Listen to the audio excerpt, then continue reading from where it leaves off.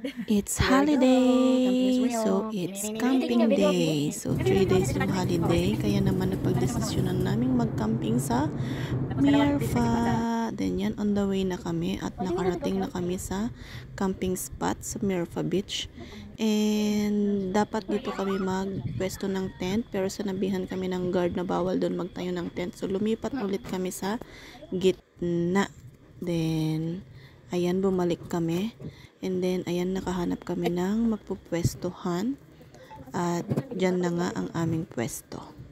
So, bumaba na kaming lahat dyan. And marami na rin mga campers na nandoon nung dumating kami. And may mga nagka-crabbing na at nagsisigawan na sila kasi may mga nakikita silang mga crabs. Then, ayan, pinaba na namin yung mga gamit namin. Yung mga tent, basta lahat. Tapos, naglagay na si Kuya Tristan ng ilaw. So, yan muna ang inuna namin, maglagay ng ilaw para naman maliwanag ang buhay. Char. Para naman maliwanag yung pwesto namin habang nag-aayos ng aming mga gamit. Lalo na ang tent. Ang sweet naman. Diba? Ang sweet nilang magjowa. Char. Mag-asawa po sila. Ayan. Wonder Pets, tulong-tulong. Charis. Then, after nyan, na-set up na yung ilaw. So, inayos na namin ni Miss Irma yung aming magiging tent. So, kami lang muna ang nauna dyan. Nahuli ang iba naming mga kasamahan. Kinabukasan pa sila darating ng gabi. Then, ayan na. Ito ang isa sa pinakamahirap pag nag-camping. Ang mag-ayos ng tent, mag-assemble. Lalo na pag dalawa lang kayo. Dalawa lang kami ni Miss Irma na nag-ayos dyan ng tent. Kasi sila Kuya Chong naman is inaayos yung tent nila. Then, ayan na, malapit nang mabuo. And, 1, 2, 3, tadan! Ayan, naayos na namin sa wakas. At malaki yung tent namin. Parang 6 to 8 person ang kasya. 10 pa nga ata, charis. Then, ayan naman yung aming magiging bathroom. Then, after makapag-set up, kape-kape muna. Nilabas ang mga pagkain. And then, ayan, nag-amin kami at nakakuha kami ng kaunti lang naman. Ang sakit ng paa ko dyan kasi wala akong yung pang sapatos na para sa beach. Then, ayan, morning time na. And napakaganda ng makikita mo pag gising mo. O, diba, ang daming mga campers. At ang beach, napakalinaw mga beshi. Kitang-kita mo yung ilalim. And then, ayan na, nagkape muna kami dyan. Then, after magkape, ay ako ay nagmuni-muni sa baba, sa dagat. Charis, sa dagat. Nagmuni-muni talaga. Wala lang. Gusto ko lang bumaba at magtampisaw sa tubig. Nakakatawa dyan kasi yung takore namin, dala is napakaliit. Ang cute niya talaga, mini takore siya. Then, ayan, bumaba ako dyan. Kasi yung dagat talaga is pababa siya. Then, ayan, o, diba? Kitang-kita mo, napakalinis. Wala kang ibang makikita kundi mga shells, mga bato-bato. Then, ayun, may mga nag-fishing na doon sa gitna at napakalamig ng tubig, day. Buti kinakaya nila. Sa bagay, pag nakababad ka naman na kasi sa tubig, parang hindi mo na mararamdaman yung lamig. Pag umpisa lang talaga ang lamig ng tubig. Then, ayan na. Diba? Kala mo naman, no? Oh. Magtampisaw sa tubig. Bugsh. Charis. Ayan. And then, ayan, nag-igib tayo. At portable yung timba na yan. Tayo ngayon ay mag-iigib dito sa dagat. Ito ang aming portable timba. Tutupi. Ganyan. Tupi.